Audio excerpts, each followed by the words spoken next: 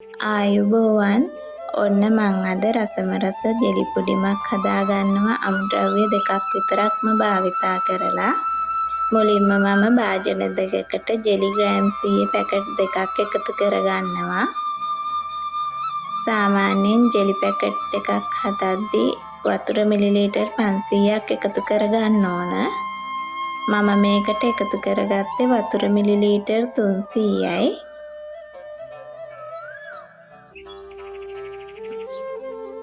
හොඳට නටන උණු වතුර මිලිලීටර් 300 ගාන එකතු කරලා මම මේක හොඳින් දිය කරගන්නවා. ඊට පස්සේ මේක ටිකක් නිවෙන්න තියලා මම මේක සෙලෝපේන් කොළ දෙකකින් කවර් කරගන්නවා. කවර් කරගෙන මම මේක ශීතකරණයේ තියාගන්නවා. මම දැන් භාජනයකට කිරි මිලිලීටර් 500ක් එකතු කරගන්නවා. මේ කිරි එක හොඳින් උණු කරගන්න ඕනේ. කිරි රත් වෙද්දි කැටි ගැසෙන නිසා ලිපේ තියාගත්තු වෙලාවෙ ඉඳලම මම කිරි එක හොඳින් හැඳිගා ගන්නවා.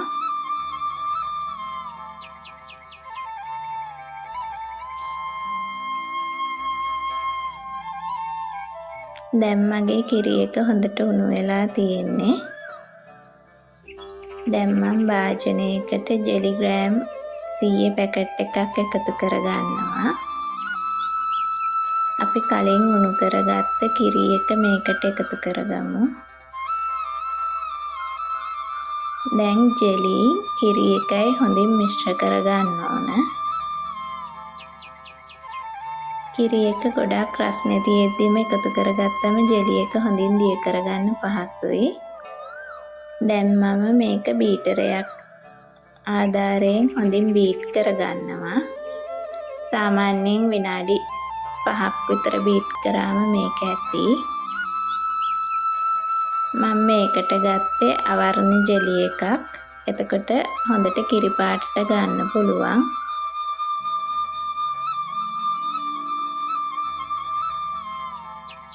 දැන් මම ජෙලි එක හදාගන්න භාජනයට බටර් ටිකක් තවර ගන්නවා.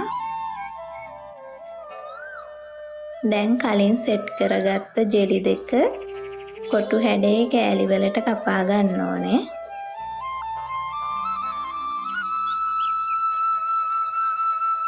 වතුර අඩුවෙන් එකතු කරගත්ත නිසා මේක කපා ගන්න හරිම පහසුයි.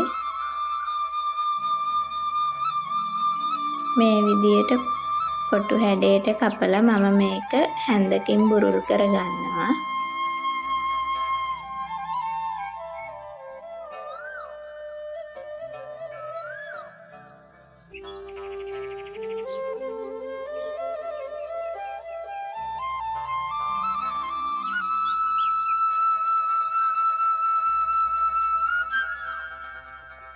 දැන් මම බටර් තවරාගත්ත භාජනයට ජෙලි කෑලි ටික එකතු කරගන්නවා. පාට දෙකම කවලම් වෙන්න එකතු කරගත්තම ජෙලි පුඩින් එක හැදුවට පස්සේ හරිම ලස්සනට තියෙනවා.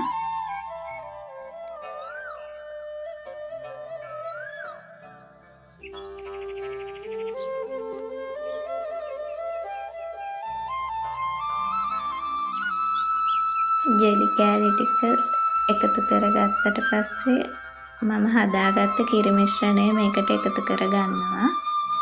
කිරි මිශ්‍රණය හොඳින් නිවිලා තියෙන්න ඕන නැත්නම් ජෙලි ටික ආයෙත් දිය වෙන නිසා. දැන් මගේ කිරි එක හොඳටම නිවිලා තියෙන්නේ. මේ ටික එකතු කරලා පියනකින් වහලා මම මේක ශීතකරණයේ තියාගන්නවා. පැය දෙකක් වගේ යද්දි ජෙලි එක හොඳට සෙට් වෙලා තියෙන්නේ. දැන් මගේ ජෙලි පුඩින් එක මම අනිත් පැත්තට හරව ගන්නවා.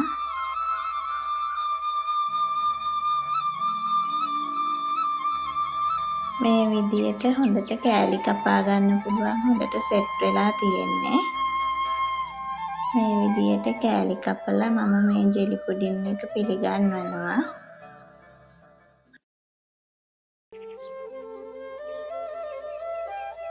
මේ වගේ තවත් ලස්සන වීඩියෝ එකකින් නැවත හමුවෙමු.